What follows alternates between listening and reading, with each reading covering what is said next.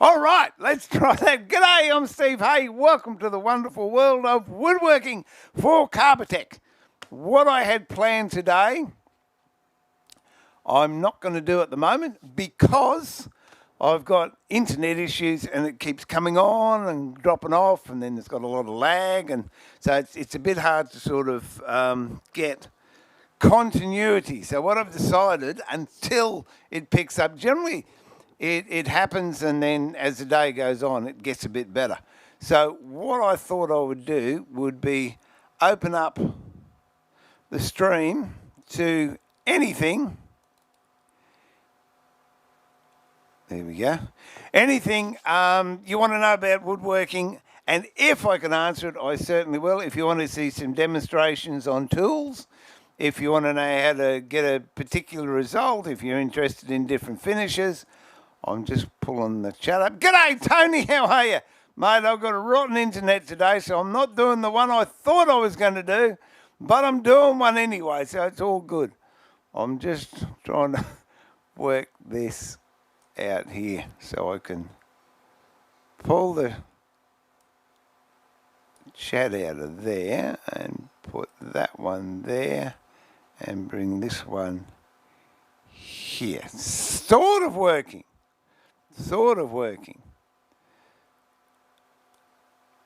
Yep, there you go. That'll work. So if you've got any queries, questions, you're wondering how things are done, how to sharpen things, how to clean things, how to put things together, how to cut joints, how to use planes, how to use saws, jigs, anything like that, just hop in and ask me. Tech tips with Steve. Yeah, I wouldn't follow my tech tips, tell you. Anyway, so what I thought, if I don't get any questions while the internet goes, I'll just do some basic woodworking things. Then it might prompt within you some ideas that you'd like. As I said, if the internet picks up during the day, I will do another stream today and do the rest of the drawer construction. The drawer construction we were doing up until, this stream. Let me just get something and wipe this out because it's disgusting, because it's been in my shed, workshop, depending whatever you want to call it. G'day, Trev. How you going, mate?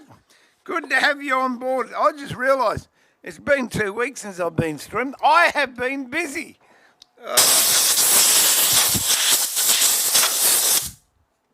Doing other things. But it's all good. It's all good. I'm starting to see daylight now, which I'm happy about. Vinny, g'day, mate. You put a post up the other day, and I meant to comment when I was streaming, mate. I forgot what the post was. It was either food or something in your workshop. I don't know. But anyway, consider it sawn and commented on it. Seen, not sawn. Woodworking videos, I don't know. Yeah, good on you, Vinny. I don't think that'll wash. All right, so what we've got so far, or what I've done so far with the drawer, and this is what I wanted to do, and I'll do it a little bit later on. G'day, Nathan. How are you, mate? Thanks for jumping in, and welcome to the Carbotech YouTube channel. What I have done so far is we've cut these dovetails here, the half lap dovetails or half blind, depending what you want to call them. And that's for the front of the drawer. I showed you last stream how to actually make this cock beading, which will join onto the drawer at some later stage. And last week I showed you how to do the drawer runners in here, or drawer, I've forgotten what they're called now, the drawer slides. And what that actually does, it fattens out the area at the bottom of the drawer, so you're just not running on a skinny edge.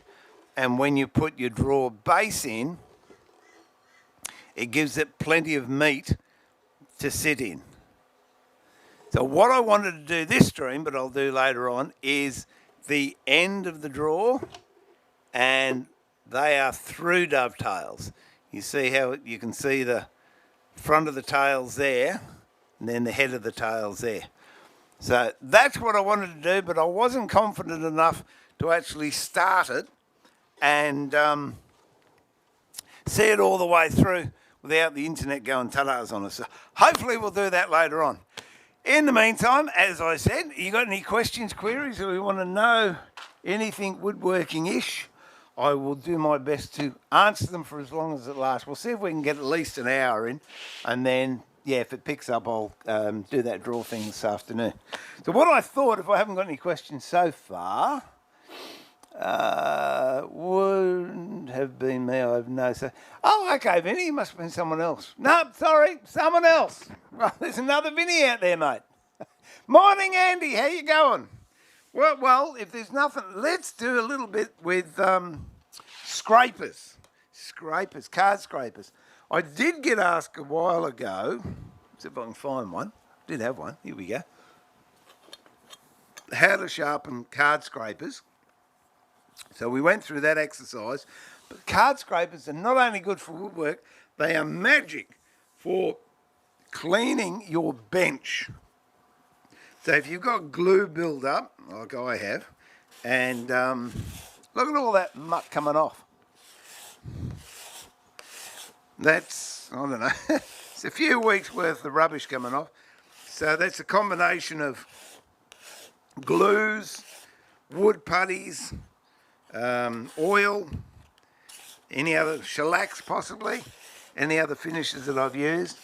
And it's really nice to get all that stuff off your bench, and then you've got a nice flat surface to work off. Just make sure your dogs are down so you don't knock into them. It's a lot cleaner, I reckon, than sanding, and a lot nicer. Now, that's just a couple of scrapes, and all that is muck. That's not timber, that's just residue that's built up on the bench. Somebody asked me about a Stanley 80 a while back, and that's also a scraper. That's this one here, and I know Cruns have got one as well, a green one. To use these, get a screwdriver, Ollie. Boom. A clean screwdriver, see? Look at that. Muck on that. That needs to be cleaned off. I shall clean that off on a wire brush later on. Let me just get another screwdriver.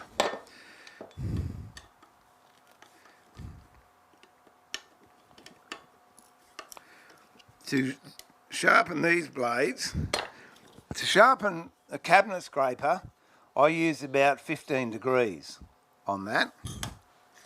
With one of these table scrapers or hand scrapers, it's generally at 45 degrees. So what I might just do this on a stone. So we might even start sharpening a chisel on the stone down the track too. This is a really old stone I've had for years. Not using high-tech stuff today. Diamond stones I love. What are they, DMTs? If I had one of those down here, I'd use it, I'll tell you. But they're up in the other shed. So what I've done with these sharpening stones, this was just a cheap, I think it's a Norton brand one. It's got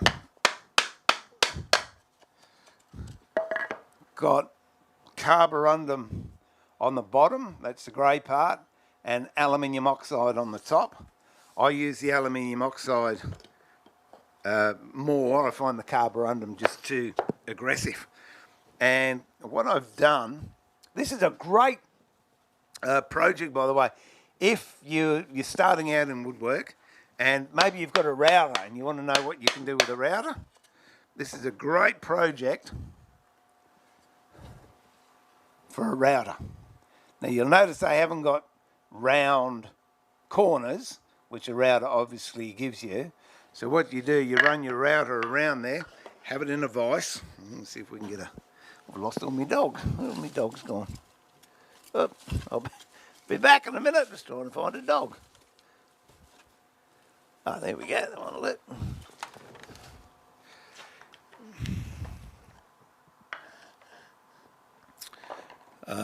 Somehow or other, this will need a bit more encouragement maybe. No, a bit wider. Let me get something a bit wider. Or longer, depending how you look at it. There you go. I don't need another one, or else we could make one. So the idea is, you could put it in a normal vise like that, put it in there, mark your lines, and then get your router and route out, not in one hit, you've got to do it in several bites because it's too much of a strain on the router. Route out that section there, and then with a chisel, clean up the edges and get the corners in, and that'll give you a nice flat base, and then you do the same to the top. We went through a morbid phase once. We started making stone boxes that look like coffins. Actually, it's morbid, but it is good because it gives you practice at doing different angles and miter joints and what have you. And the other thing I do is on the bottom, I don't know if you can see there, I've got little brads. In fact, I've got 2 sets. So I just nail those in, and you snip them off with some side cutters. And then, let me see, is it going to focus? No, it's not. Okay, we'll go this one. And then you've got just a little bit of metal sticking up, you can see it there. And what that does, you put it on your bench, push down, and then you push forward, and it holds it in place. So it doesn't, slide all over the place when you're doing it. That's one thing I've got against. I haven't got anything against it. People spend so much time making a bench. This is my opinion only, and it's taken nothing away from people that do beautiful benches, because there are some lovely benches out there. But it's going to get marked, so why be too precious about it? So you put that on, push it in, it's stuck. Use kerosene. You could use light machine oil if you like. I've been using kerosene for 30 years and it's still okay, so it works for me. And then set this at 45 degrees, or whatever you reckon's 45. You can put a angle there if you like to get it. You hold that, and then, as I've said before, when you're using an oil stone, don't do this, because every time you do, magnified, you're actually doing this and you're rounding the edge. If you go from the hips, you've got your angle, it's set, lock the arms in beside the body, and then rock forwards and backwards from below the hips. So I'm just doing that on my knees, and that will maintain that right angle for whatever it is you want to do. So I'm going to put that in there. That's the angle I want, and I'm just going to go backwards and forwards a few times. If you like, what we'll do, here we go. Oh, this isn't a bad thing when you're using a stone, if it works.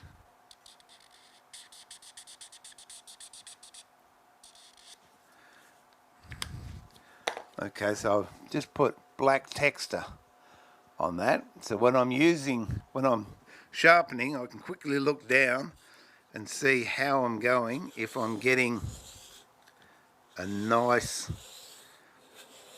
edge on there. And use the whole stone. If you notice, I'm going from side to side, and you can see I'm starting to get silver coming up, and going from side to side. If you can, and if you want, change the diagonal, but you're not changing the angle. So you're using the whole stone, and that prevents you from getting a dish in your stone. I'm nearly there.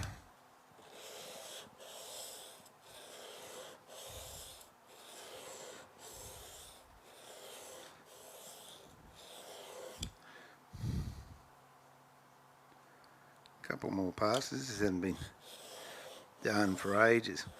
Now, unlike a plain blade,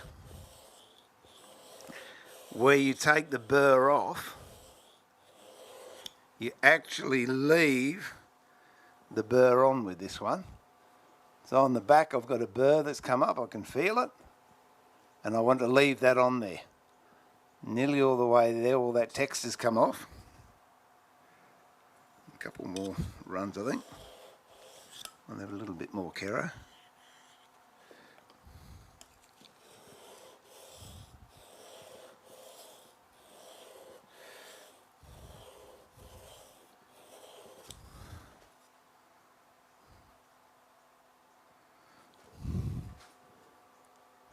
And there you have it. So with this burr here, what I'm going to do is, I've got a burnishing tool here somewhere. Here we go. You can use railway spikes, or you can buy these. This is a Veritas one, but mate of mine turned the handle. Theo, if you're watching, he turned the handle because I actually broke the handle. That was my fault, not the tool's fault. And then I just hold this over the edge that I've just sharpened, and I'll have that, I don't know what that is, maybe that's about 45 degrees to the face, and I'm going to just accentuate that burr.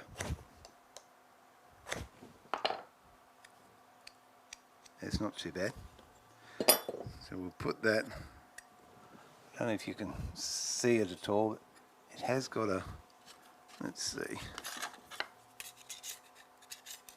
See that sort of catches there? That's what we're looking for. Oops.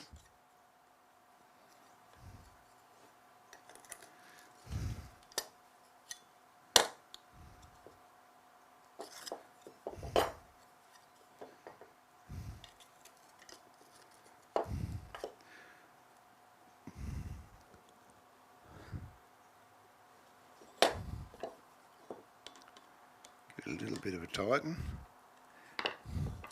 Want it just either just coming out or just level. Slacken this screw off here.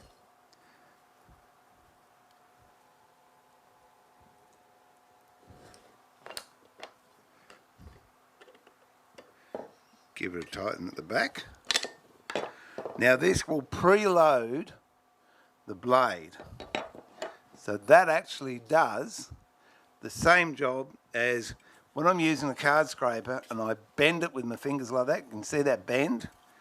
That's, if I just go straight, nothing happens. If I bend it, you can see stuff comes off. So that's what this does. It puts a bend in there.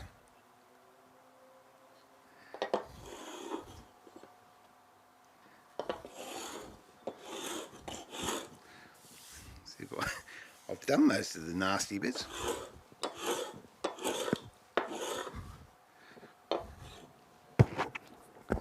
Let's put it down a little bit more, I think.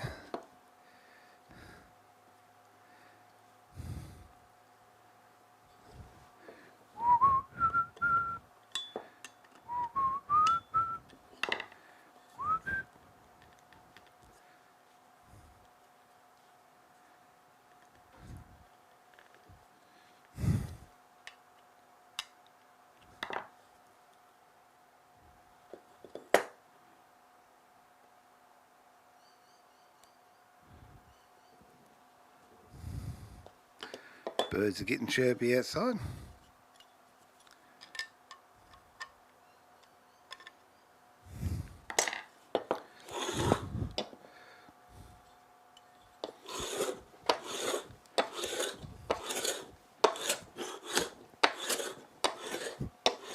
And there you can see, I've just taken a very, very fine layer off.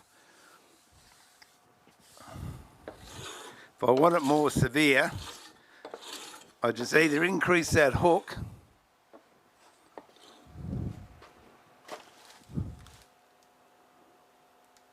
or give it more blade. See if we can come around here so you can see it. This area here.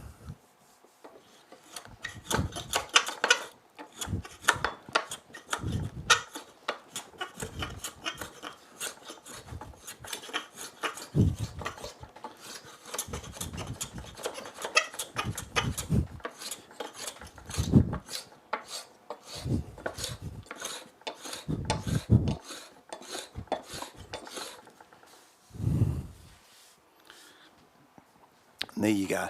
So that's actually mainly used for big tables. If you're going to do a table and you want to scrape it, you can use a hand scraper, that's fine.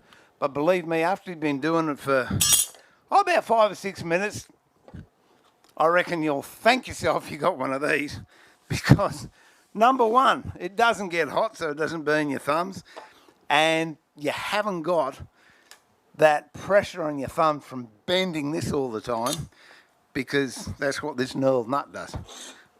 So there you go, and that's a Stanley 80 table scraper. Let me have a chat. I use them on the bottom of my Is that when you take your thongs off, Trevor? Oh dear. Need a shovel to clean my bed. Just make sure you got a hook on the end of the blade, mate. It'll be right. Nathaniel, g'day. How are you? Nice tidy bench. Yeah, it is. It wasn't, but it is now. It was just incredible. Awfully, I've been busy. That's what my excuse is. I don't know if it's a legitimate excuse, but it's my excuse. Whose bench? Oh, you lot are cruel. Fair dinkum. Oh, dear, oh dear. G'day, Chad. How are you, mate? Been a while. I'm just getting the gunk off of this. Shen Lun, g'day all. That's easy for me to rock backwards and forth. I know it's good on you. All right. Oh, well, look, we might do a chisel while I'm here. I don't know if I've got any bad chisels, but anyway, we'll do one. Yeah, that looks a bit ordinary. That definitely looks a bit ordinary, so. Let's clean a chisel up, and I'll use this. What? Yeah, fair enough. Oh dear. So that back of that chisel's very ordinary. Oh, good news, good news. I'm happy. Carbotech have just got, this is an unofficial plug, but I'm so pleased they're making them again. Carbotech have just got in a limited number of the NX60s, which is, you follow me on my other channel know, is one of my favourite block planes. That's the DX60, and that's his brother. That's nickel plated or nickel coated or something or other. It's just gorgeous. Nothing wrong with that at all. But if you got the budget and you want something that makes you a better woodworker even if you don't use it, that's the one. NX60. Love it. Oh, all right. What I've got here is another stone. Same as it. This is a finer grit. This is a heavier grit. And both these stones are pretty dry. But you can see how long that stays on the surface. It will soak in eventually. But it doesn't stay on the surface there at all. That's because that's the coarser grit. The grit is further apart and bigger, and things soak in a lot quicker. So what I'm going to do is I'm going to rub the back of this. Same. I've got pins on the back of this. This is crabapple or white birch, and that's southern silky oak. Okay, push that in there. All I want to do now is I just want to clean the rubbish off the back. I could actually use a scraper. The downside with that is it works fine up to there, but when I come off the edge, I can damage the cutting edge. So let's just do it this one. Running out of kerosene. Oh, if I've got any more, I'll get a bit of oil up there, that'll do.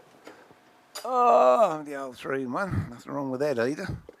It's a bit thicker and it'll stay on the stone a bit longer. Okay, same thing, rock with your body, get in there.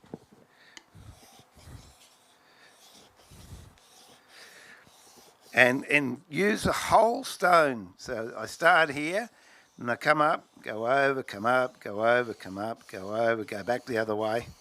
And again, I'm just rocking on the feet.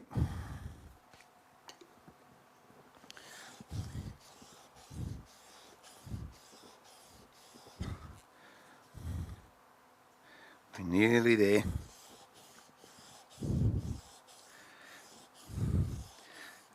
This stone, I think, it was another Norton stone, about $30 or something. And there is no point in going all the way up the back of the blade to get it flat, because you're only going to be cutting, you know, no more than 1/8 of an inch on the back. So that's pretty good. If you look there, we've got a lot of that gunk. I see it's all shiny. You can see just down here in this corner, on this corner over here, got a little bit more to go, but that has cleaned it up. You can almost see my reflection in it. That's cleaned it up pretty well. A few more runs.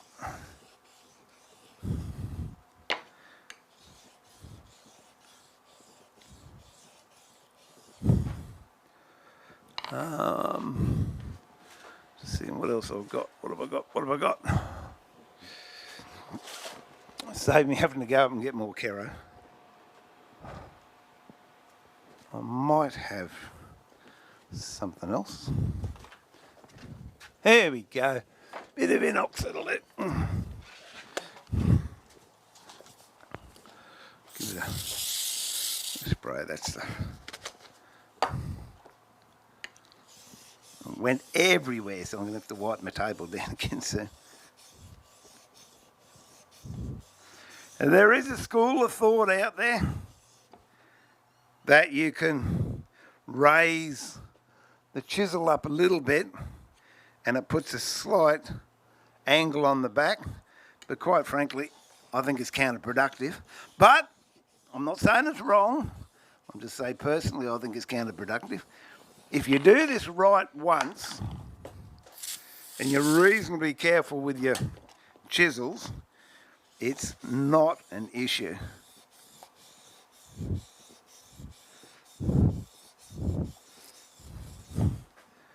I've got one little bit in this corner.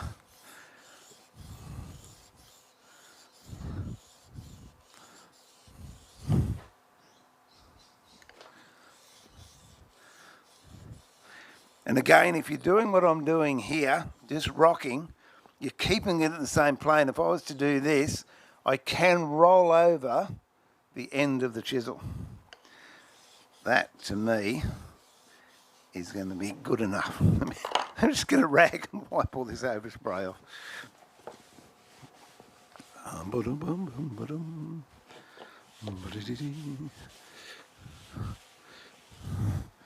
Okay, so that's the coarse stone. This is the finer stone, and these aren't too bad, but you can see very fine scratch marks in there. So hopefully, see how muted that is, or matte. We'll just go on the finer stone and we'll see if we can bring that up a bit. So it's a little bit shinier.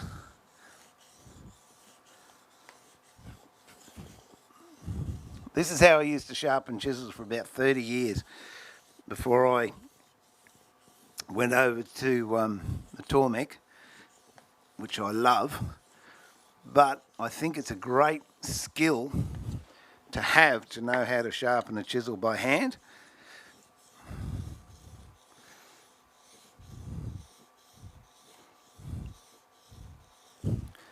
because it's not every day you're going to be able to go to a machine, and if you need something sharpened in a hurry, you might be halfway through a job and I've got to sharpen it, and you just don't want to spend the time setting everything up.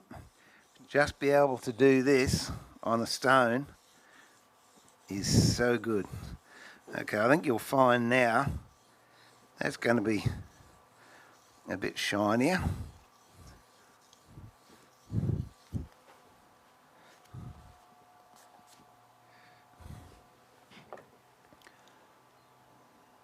So you're getting a better reflection off there now, and you can see it's a much finer grit. In fact, you can see a little bit of reflection in there.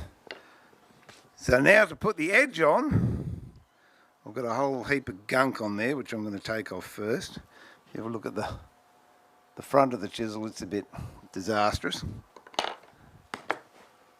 For that, I'll go back to the heavy one and just do a couple of light passes to get all that gunk off before I actually get into the chisel itself. So you just find it until you get your angle, and lean forward, come back, lean forward, come back. Not a huge amount of pressure. Now I'm just going to check, see how I'm going. Not real good at the moment.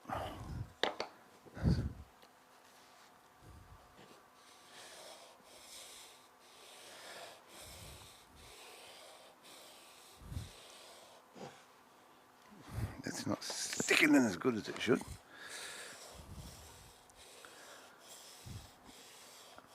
And the same holds true for lathe tools. You see that's starting to come up. I'm getting that gunk off. In fact, that would be good enough because I'm actually all the way across the cutting face, so we might just leave that there. Got a little bit of a burr, so I'll just knock that off. Then we go back to the fine stone. As again, I would be using kerosene, but I couldn't be bothered going up the top shed to do it. Pick it up so you get that angle.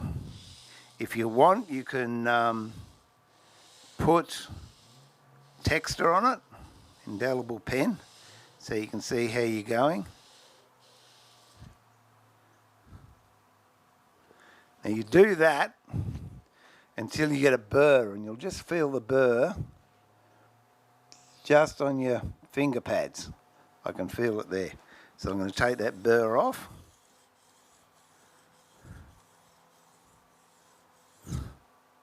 It's not there anymore. Then I'm going to go. You'll actually see it when you're on there. If you got the blade and you tilt it up, you'll notice a very fine change of colour in the stone, and then you know you've got that angle. Now on the primary one, that's all I do. If I wanted a secondary bevel, what I would do, that is sharp now, guaranteed. If I have just sharpened this, that's what they call a primary bevel, because I've done the whole bevel at 25 degrees. I would most likely use that straight away. In fact, we'll find a bit of timber. What you can do is another great thing, which just helps, is if you make yourself up a strop of leather,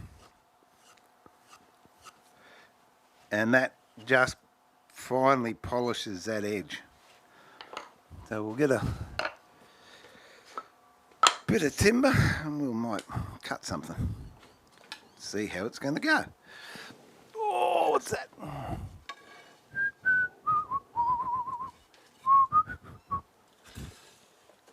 Got no idea what that is.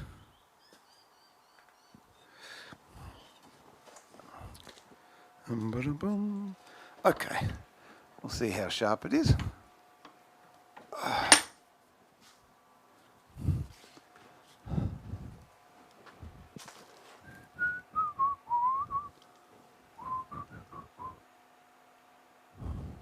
See, same chisel. I haven't tricked you. Find out the grain direction. This is all over the place, this one. Go that way. This trick I know I show people a lot, but if you have a look, it's not a trick actually. If you have a look there where the handle is, it's at about 4 o'clock. That's in the vise. See how easily that moves? I'll do it this way so you can see. See, that moves. Haven't touched the vise handle. Still at 4 o'clock. Undo one full turn.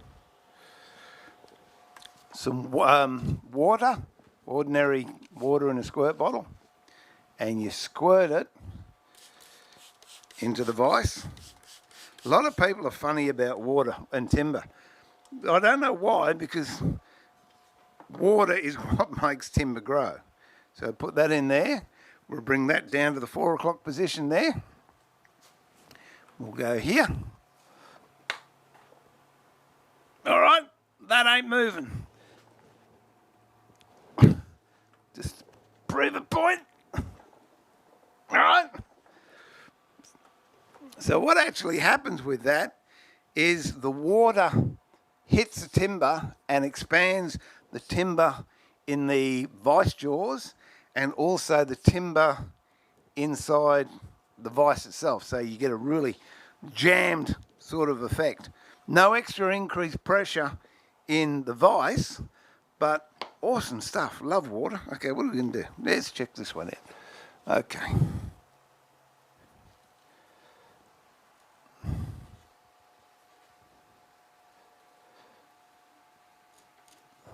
Okay, going against the grain now, but you can see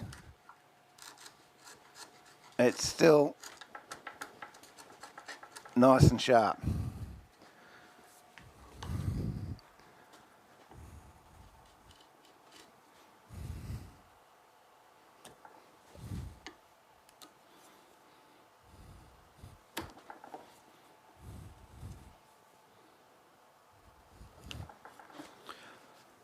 Okay, so that is taking a chisel that was pretty ordinary to a very acceptable working standard chisel using stones. And if you're just getting into woodwork and you don't want to fork out the money for mechanical grinders, a couple of stones and you can still do woodwork very, very effectively. As I said, for 30 years, that's all I use. In fact, that stone that I used, I reckon that'd have to be 30 years old. There we go. Let's have a chat. Hello, internet's starting to play up again. Let me see.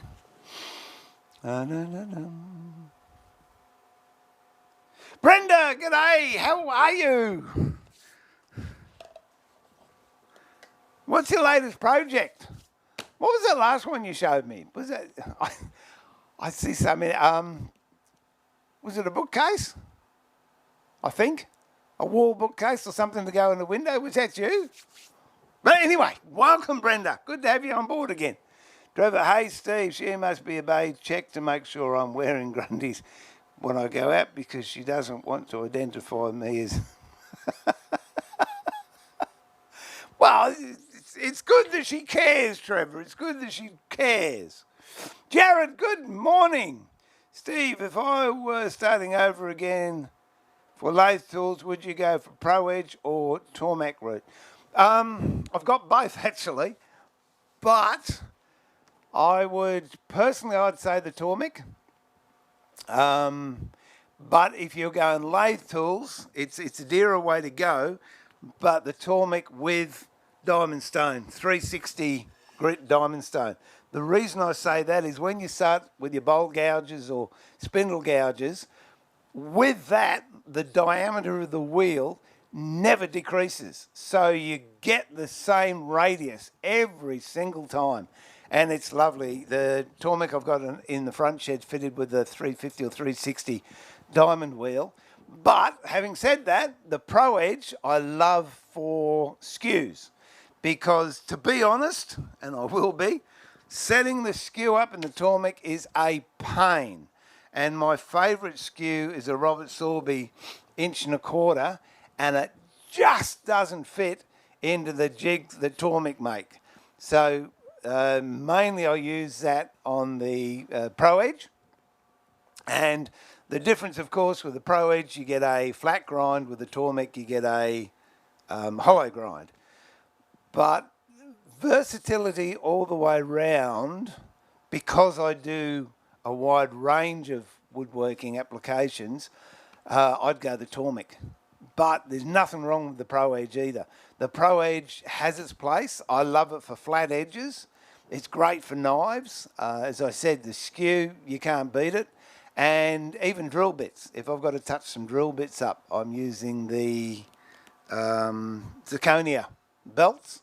And seeing it's nice and flat, I much prefer giving the drill bits a bit of a tickle on the Pro Edge rather than using a grinder. So possibly not much help to you there, Andy, but that's the pros and cons from my perspective anyway. Let me just put all these back. Oh dear. Let's do some. Have I got some? Okay, let's do some putty tricks. Now, you must have some questions. Not everyone doubts me, surely. That's. All right, let's do some. What's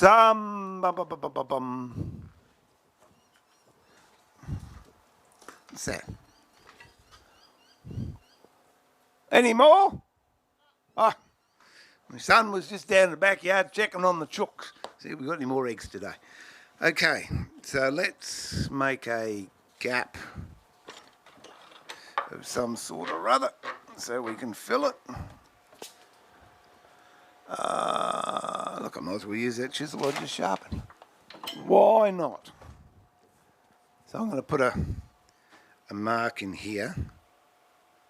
See if I can get it straight.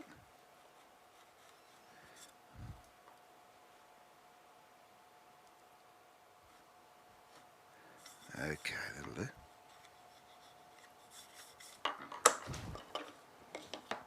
What I'm going to do is, oh no, I'll use one close. Where's some oak? Oak. That'll do. And where has... Oh, I might use that, I don't know. I found this other stuff too. Those of you that know, I love Timbermate, which I've been using for years, but I just found this too. And it is lovely. I don't know, it's a toss-up. I really like that one. And actually, Carpetech just started to stock this, I believe. And it is really nice. Between the two, though, I think the putty's pretty close to being similar. But the thing I like about this is it's bigger and it's not as deep. So I've got one here. So I just finished one the other day, if I can find it. There it is. I found it, but whether or not I can get it, I don't know. Hang on. Let me try. Ooh.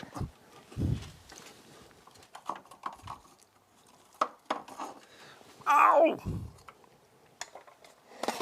Oh, crash, bang, wallop.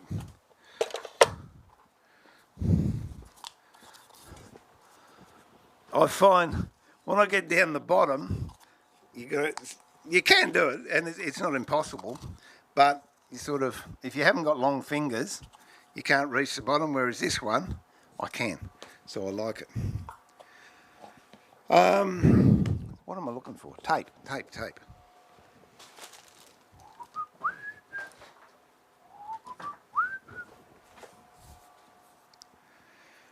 So this is a trick, or not a trick, but a tip that my mentor gave me. It got to be 30 years ago, because We'll do two. I'll show you the difference.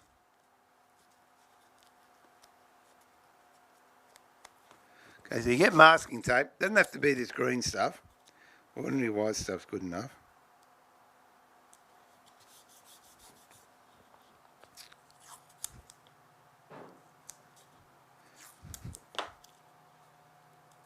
And I'll put another one down there.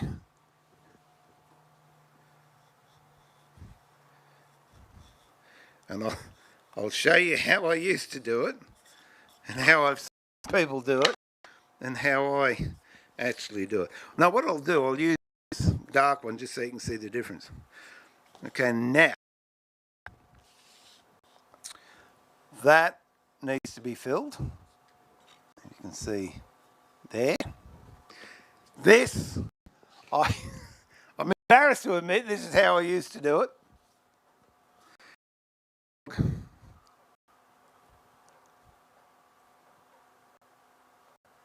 And just put it in there to fill the gap up, right? Now, with the masking tape, you can do exactly the same thing.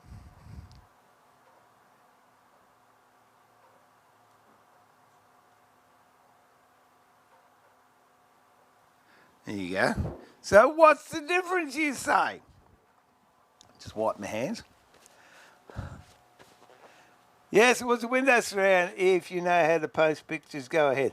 I made a laundry cart. Oh, the growth chart. Oh, gorgeous. Oh, that's lovely. Those growth charts are good. And it's good if you can take one that you can take away, because so many people, me included, you use the side of a doorway in a house, and then, of course, you sell the house and the history of your kids' growth's gone. I've got one in the corner of the shed that I had for the grandkids.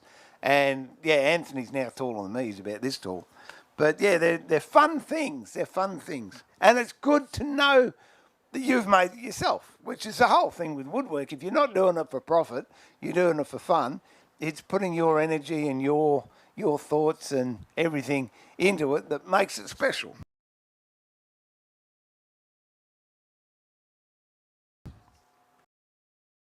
The difference with this one, when it's dry, I've got to clean all that off. With this one, with the tape,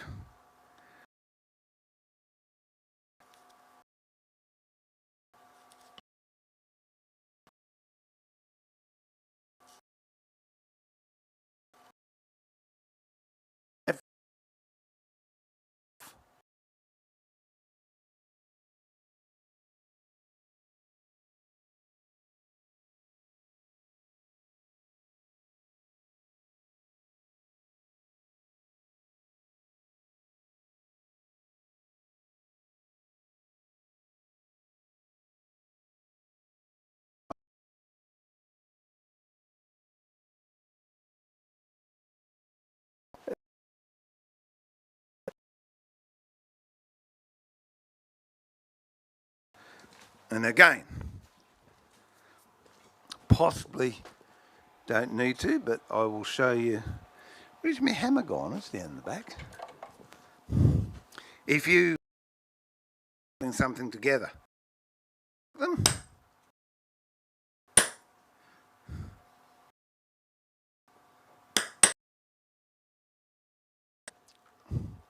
Got two countersink holes there. Now one, what you do is you get a bit of tape and a punch of some description. This is just a little homemade punch. And from the sticky side, make a hole with the punch.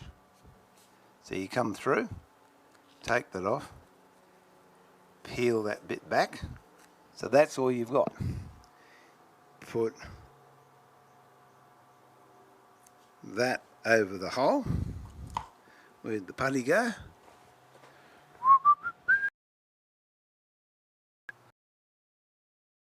Oh, it's okay.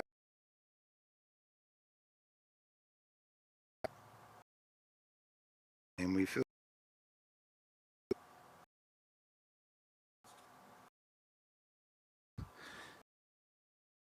putty, hand it off, do.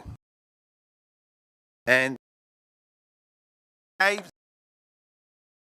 but it job what in when you into the grain print can be open what sort of grain into the grain, put a coat, get this, and have the surface with the grain on it, and one of them's going to be nice and shiny and smooth, and the other's going to have a little bit of texture to it. So I hope those, I know they've helped me in the years that I've been doing it, just little things, nothing tricky at all, but it makes a difference. Trevor, Andy, I have a talk on Wednesday.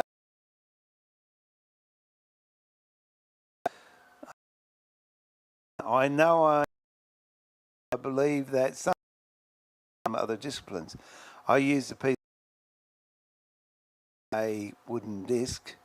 I then apply yellow or black Dilux on it. I don't know what Dilux is. Shenlan? What's Dilux? Is it a polish or a glue or what?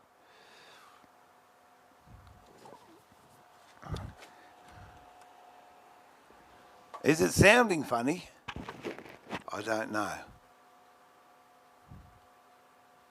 I could change microphone.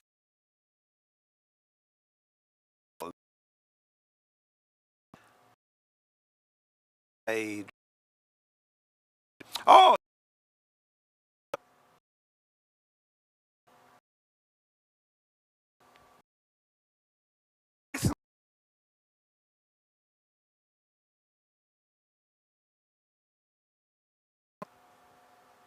Yeah, no, I think it's my internet. Leave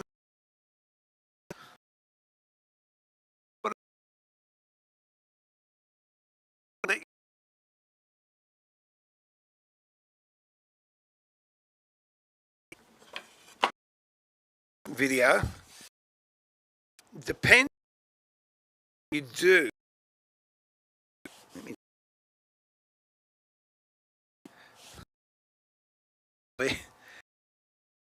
scrape.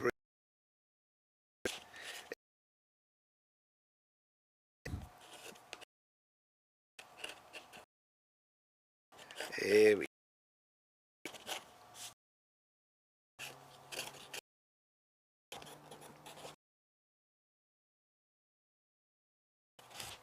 Ah.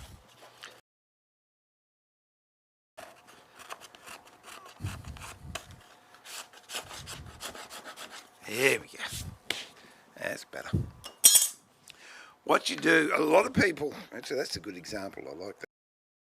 I don't know if I can. Any marks on there? They're very, very, because I'm actually using a helix thicknesser on that. It's a 20-inch one. And it does leave very, very fine marks. A lot of people, I remember I used to have a person who used to come on their uni break and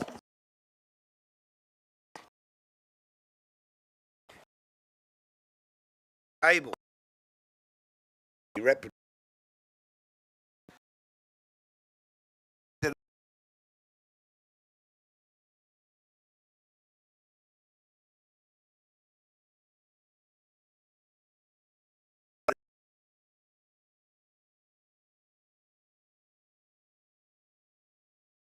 You could see on it now. Once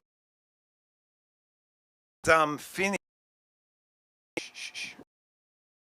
on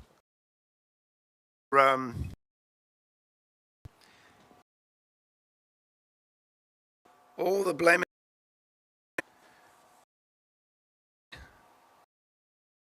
Yeah, to see that. That's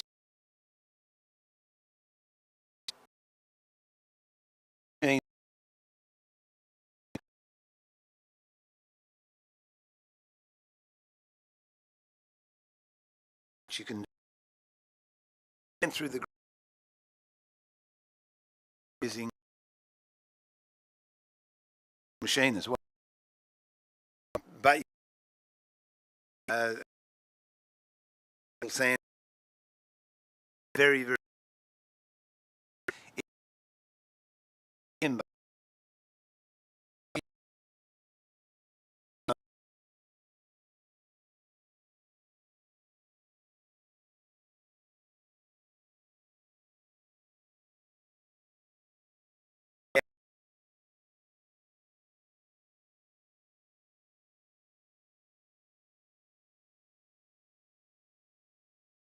Going through the grits, this one is getting it flat. This one is getting rid of all the marks. All the other grits do are remove the scratch marks from the grit before. So you'll find once you get started, your 100 grit or whatever grit you choose to do, I really wouldn't go below 100. I know some people start out with 80. Some people start with 150, and to me that's just hard work. But if you start with 100, you're going to go through a lot more paper in the coarser grades than you do the finer grades. I've had pieces that I have used, they just don't, whereas I'll go of 100 because I use a lot of it. So remember that. Your first sandpaper or abrasive paper, that's the one that gets rid of the marks. That's the one that flattens your job. Else after that, the scratch bit.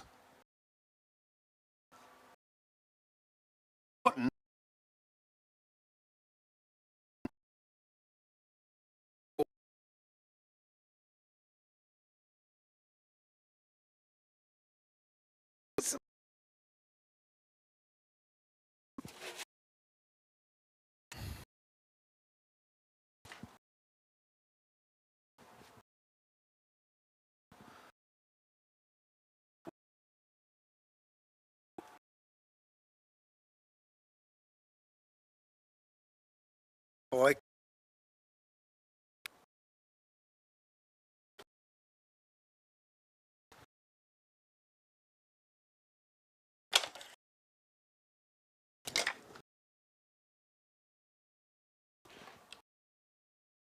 oh,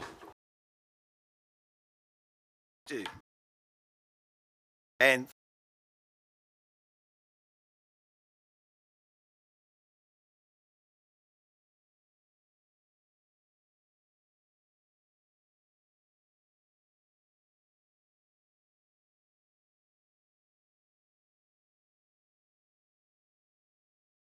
sandpaper on that, I can actually get into that concaved moulding and sand it. So it's a cheap way of making profile sanders, really, cork blocks.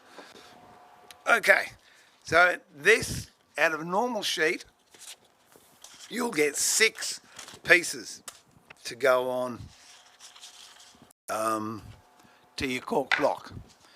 What are we looking at? So divide it into thirds.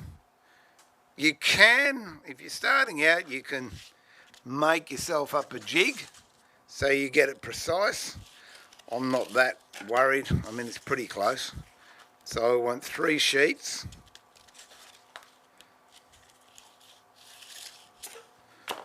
And one's a little bit bigger than the other by about 6 mil. That's okay. Put them in half.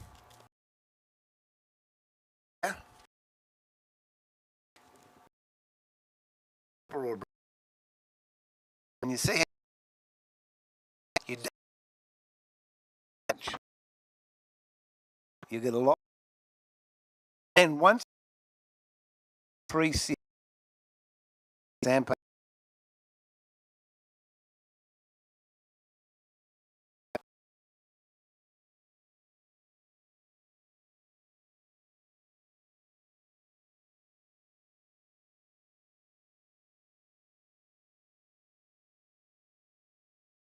If you're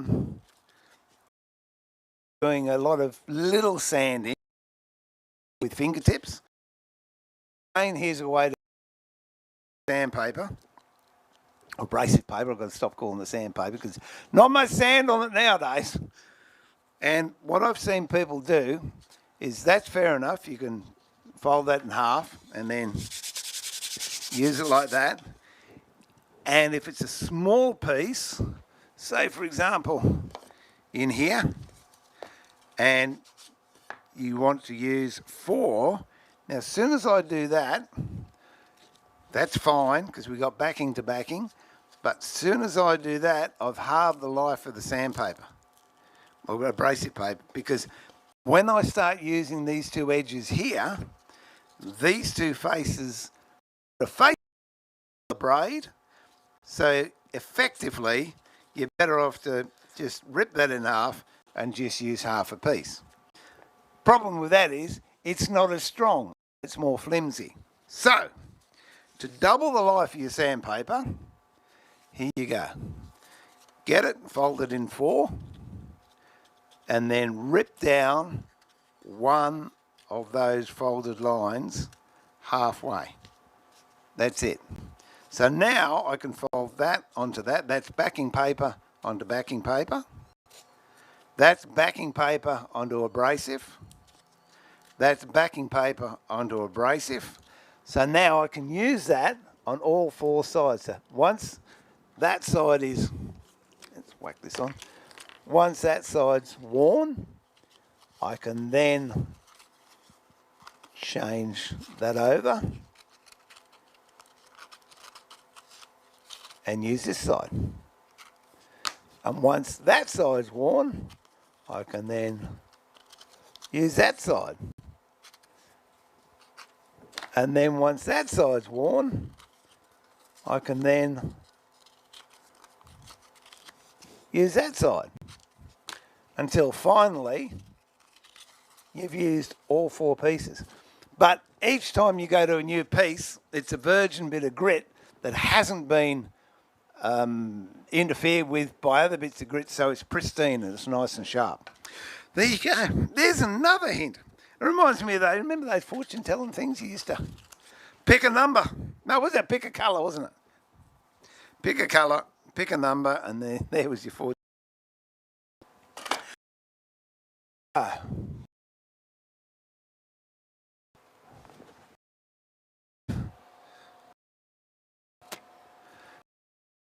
Yeah, look, you get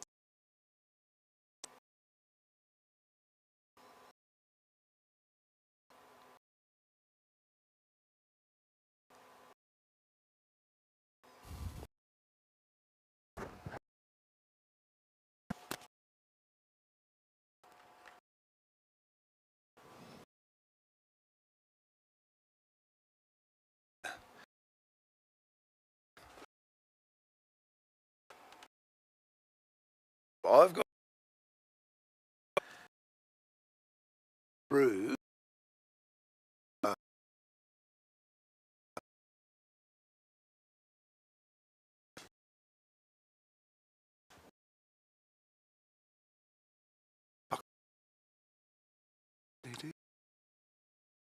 Yeah.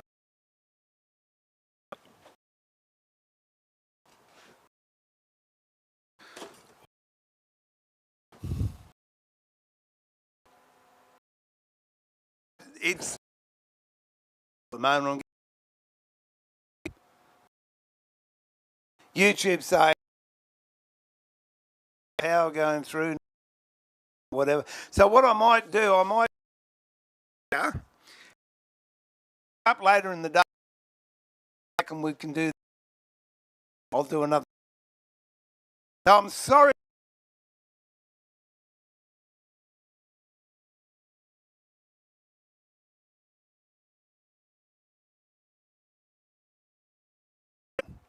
Anyway, oh no, nothing wrong with that at all. Shenlong, good stuff.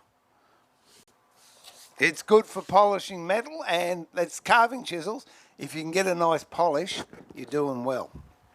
Hang on, wait a minute. Let me just check this. Yeah, no, that's all good. I'll blame the internet.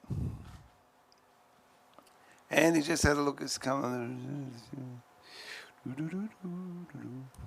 All right, so that's it at the moment. When the net picks up, I'll come back. But in the meantime, hey, thanks very much for putting up with the dropping in and out. And thank you. If you're new to the Carpet Tech channel, please hit the subscribe and the like button. And if you've got any questions, email Carpet Tech or put it in the comments box below the video, and I read those and answer those. Or you can just email me direct if you like. That isn't a drama. And I look forward to having your company at the workbench again very, very soon. But in the meantime, thanks once again to Carpet Tech for allowing me to stream on their channel, to share some ideas, and I look forward to seeing your active mind worrying as much. Creative, stress less, seeing you again soon. Steve, remember, more important,